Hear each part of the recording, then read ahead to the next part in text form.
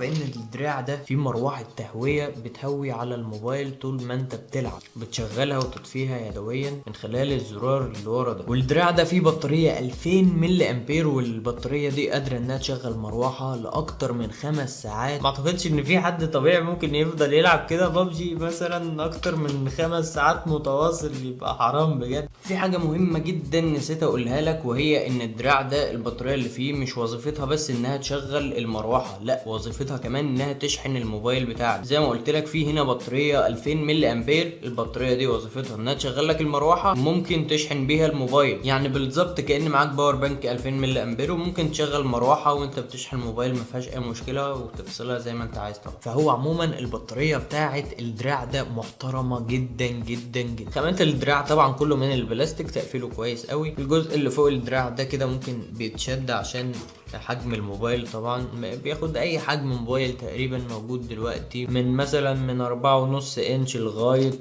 6.5، ويمكن ازيد كمان اعتقد ياخد موبايلات كبيرة عادي جدا. وكمان من غير ما تشيل الجراب، ولو الموبايل بتاعك سميك شوية بيركب على الدراع عادي خالص، مفيهاش اي مشكلة. بالنسبة للمروحة دي انت بتشغلها يدوي زي ما انت عايز. لو الموبايل حسيت ان هو بيسخن شوية وعايز تشغل مروحة، فانت ممكن تضغط على الزرار ده بكل سهولة بتشتغل المروحة معاك. لو عايز تفصلها فبتضغط على نفس الزرار فالمروحة بتتفصل. الموضوع سهل ولطيف قوي.